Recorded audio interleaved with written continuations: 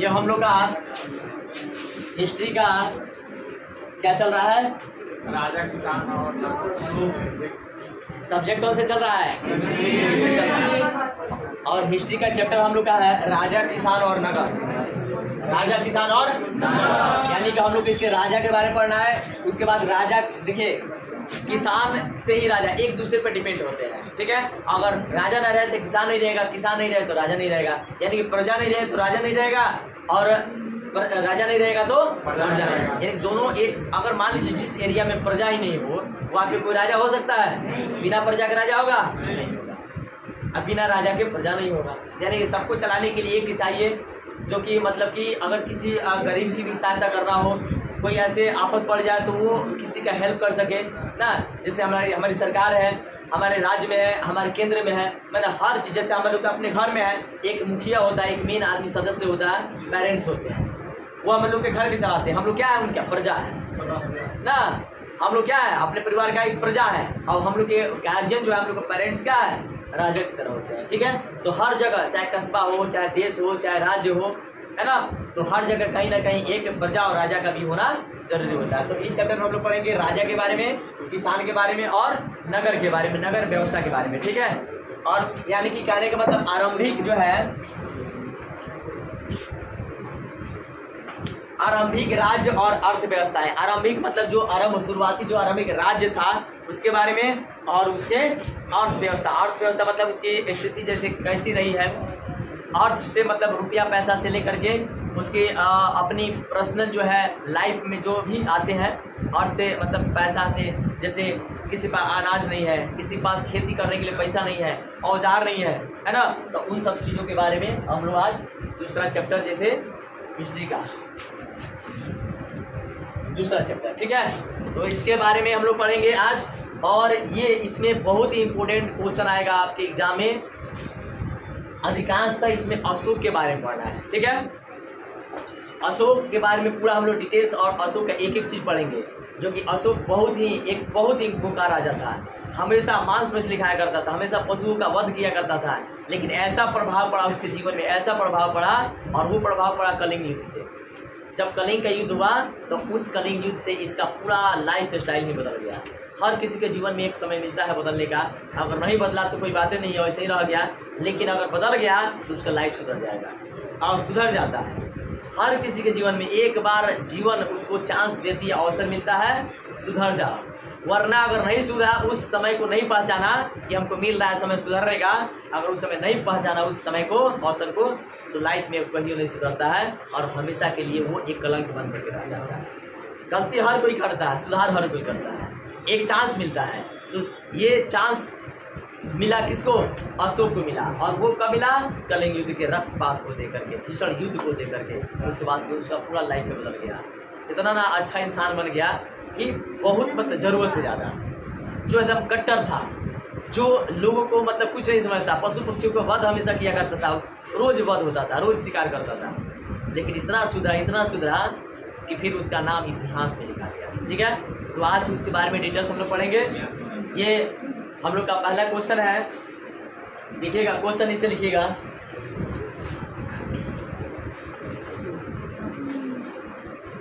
अशोक के धर्म के बारे में क्या जानते हैं? अशोक के धर्म के बारे में आप क्या जानते हैं?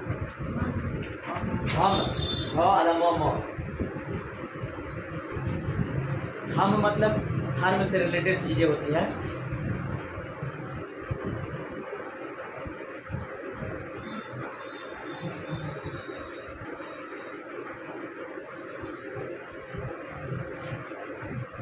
हो गया? आंसर लिखिएगा। अशोक का धर्म,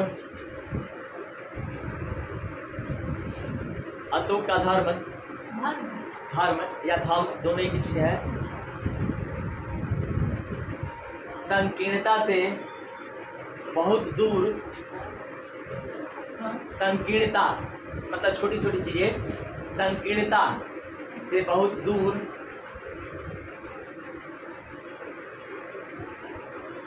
और सांप्रदायिकता से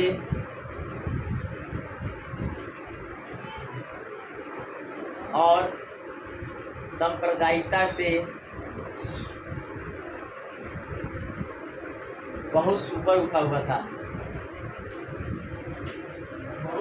ऊपर उठा हुआ था।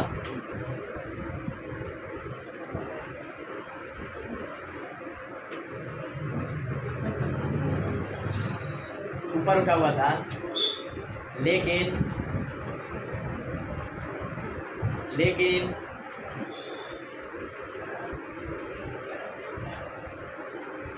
अशोक के धार्मिक विचारों तथा सिद्धांतों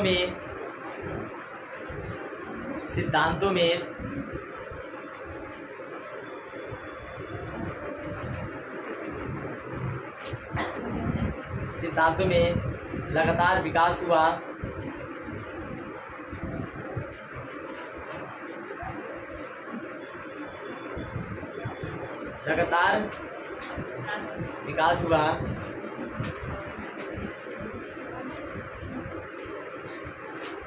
हो गया। कलिंग युद्ध से पहले अशोक ब्राह्मण धर्म को मानने वाला था। वह मांस भी खूब खाता था और उसके राजमहल में असंख्य पशु पक्षियों का वध होता था। लेकिन कलिंग युद्ध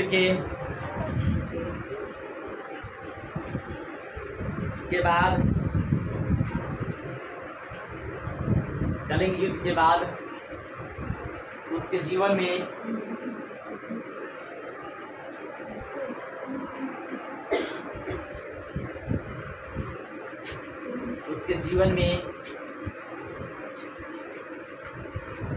तथा विचारों में महान परिवर्तन हुआ।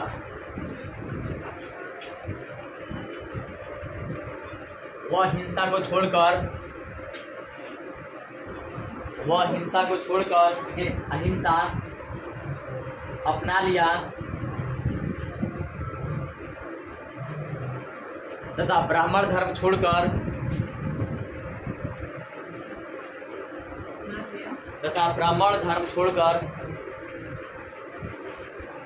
बौद्ध धर्म ग्रहण कर लिया।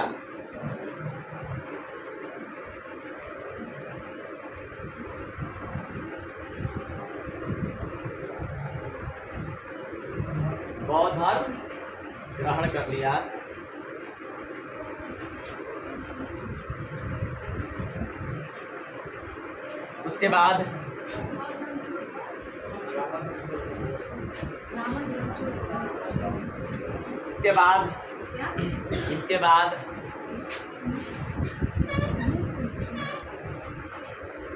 बाद अशोक ने अपने धर्म से सांप्रदायिकता का अंत कर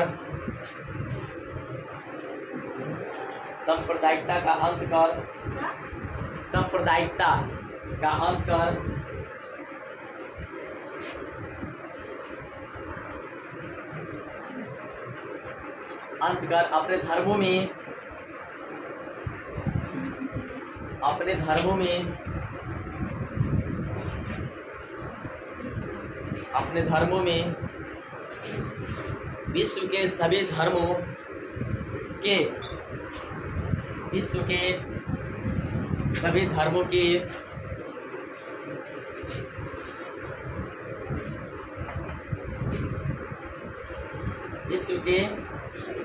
के महत्वपूर्ण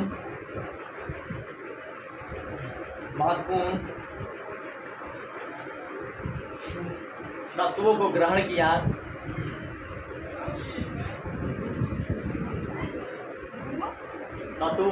किया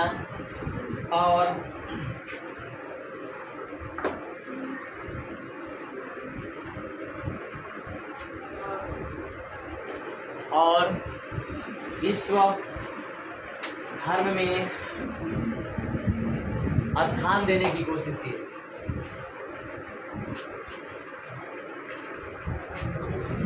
ध्यान देने की कोशिश की।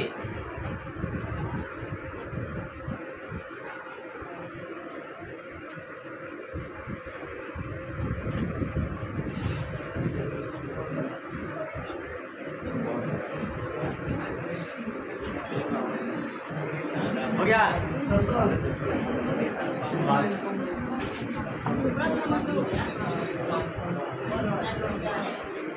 देखिएगा अशोक के बारे में जो कह रहा है, अशोक जो है इसमें कह रहा है अशोक के धर्म से क्या समझते हैं, है ना। अशोक के धर्म से क्या समझते हैं, यानी कि अशोक का धर्म बताना आपको, अशोक क्या चीज थे और क्या क्या से मतलब क्या हो, उसके अपने पर्सनल जो लाइफ था उसमें कितना बड़ा चेंजिंग हुआ, बदलाव हुआ है, इसके बारे में आपको बताना है। इसलिए प्रश्न आता है अशोक के धर्म से आप क्या समझते हैं, ठीक है। तो अशोक जो है जिसको सम्राट अशोक कहा जाता है, ये इसमें बताया जा रहा है कि अशोक का धर्म जो है संकीर्णता से बहुत ऊपर उठा हुआ था। बता रहे हैं संकीर्णता का मतलब है कि छोटी छोटी बातों पर ध्यान नहीं देना, किसी के ऊपर जैसे गरीब है असहाय है उसमें ध्यान नहीं देना, अपने में व्यस्त रहना हमेशा, यानी कि अपना जो वसूल है उसका जो वजूद है उसमें हमेशा व्यस्त रहना, है ना। किसी की बातों को नहीं मानना, अपने सिवा किसी को नहीं सुनना, उसमें ये था, ठीक है। और सांप्रदायिकता में था, यानी कि वो हमेशा अपने आप को एक ब्राह्मण, वो तो शुरू में ब्राह्मण ही था, ब्राह्मण मानने वाला था, और अपने आप में एक मतलब बहुत उसको क्या था, अहंकार था, ठीक है। और उस क्या करता था कि हमेशा मांस खाया करता था, यानी कि एक दिन मांस नहीं खाया तो वो जी नहीं सकता था, यानी इतना मांस मछली खाता था। प्रतिदिन उसके राजमहल में असंख्य पशु पक्षियों का वध भी हुआ करता था, शिकार खेला करता था अपने पूर्वजों की तरह, है ना, यानी कि वो हमेशा हिंसा में ही रहा करता था। लेकिन जैसे ही कलिंग युद्ध हुआ, कलिंग युद्ध अशोक के बीच हुआ और कलिंग के राजा जो पद्माभासन थे उसके बीच हुआ था, ठीक है। इसके बीच अशोक के बीच और हेलो जी, अच्छा अशोक के बीच और किसके बीच हुआ था, अशोक के बीच और कलिंग के जो राजा थे पद्माभासन, याद करके रखिएगा, ठीक है। उनके बीच जब युद्ध हुआ था तो उस युद्ध ने इनके जीवन में एक ऐसा परिवर्तन किया कि अपने हिंसा को त्याग कर करके अहिंसा का पुजारी बन गए। अहिंसा किसका नारा है, याद है आपको, अहिंसा परमो धर्म, सबसे पहले कौन दिए थे, बुद्ध जी का नारा है। अहिंसा परमो धर्मो का नारा कौन अपनाया था, बुद्ध जी। उसके बाद महात्मा गांधी वही रास्ते पे चलने लगे, ठीक है, क्योंकि हिंसा नहीं करना है, मारपीट नहीं करना है, झगड़ा नहीं करना है, हमको क्या करना है, अहिंसा से काम लेना है, यानी कि राय से काम लेना है, किसी से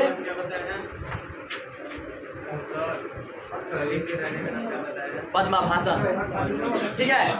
तो हाँ, अब देखिए हुआ क्या कि जब युद्ध हुआ दोनों राजाओं के बीच, इसमें इस अशोक में और पद्माभासन में, तो इतना ना रक्तपात बहा, इतना ना खून बहा, उस खून को देख करके इसका दिल दहल गया और वहीं से तो चेंज हुआ इसका लाइफ। उसके बाद कसम खा लिया कि आज के बाद से कभी हम युद्ध नहीं करेंगे। महान एक जीवन में उसके परिवर्तन हुआ। उसके बाद क्या किया कि जितने भी अपने जो मतलब इनका सोच विचार था वो पूरा बदल गया। जो हिंसा का हमेशा पुजारी रहा करता था वो अहिंसा का भक्त बन गया। जो ब्राह्मण धर्म को मानने वाला था वो कौन धर्म मानने लगा, बौद्ध धर्म, क्योंकि बौद्ध धर्म ये होता है अहिंसा परमो धर्म। बौद्ध धर्म में बड़ा एक सटीक धर्म होता है, बहुत ही अच्छा धर्म होता है, जो कि महात्मा बुद्ध के द्वारा चलाया गया धर्म था बौद्ध धर्म। उसमें बिल्कुल सिंपलिसिटी होता है, बिल्कुल सादगी होता है, किसी से कोई मतलब नहीं होता है, किसी का जो है बात कोई नहीं करता है, मतलब उसका शिकायत वो, जैसे बहुत ऐसे आजकल के ये सांप्रदायिकता बढ़ते जा रहा है, उसका शिकायत उससे कहेगा, उसका शिकायत उससे कहेगा। लेकिन बौद्ध धर्म में पूरा एकदम साफ सुथरा लोग हुआ करते थे, है ना। तो वही देखा बौद्ध धर्म में बहुत अच्छा ही गुण है, तो अशोक ने क्या किया, उसको अपना लिया। ब्राह्मण धर्म छोड़ करके क्या किया, बौद्ध धर्म अपना लिया, क्योंकि बौद्ध धर्म का ही नारा है अहिंसा परमो धर्म, यानी अहिंसा जो है मेरा परम धर्म होना चाहिए, कर्तव्य होना चाहिए, किसी भी जीव की हत्या नहीं करना चाहिए। ये आगे आपको फिर मिल जाएगा इतिहास में, है ना। बुद्ध जी के बारे में पढ़ना है, मिल जाएगा पूरा, फिर टोटल मिल जाएगा, है ना। और उसके जीवन में जब बदलाव हुआ तो संकीर्णता से जो इनका सोच था, विचार था, वो पूरा त्याग कर दिया।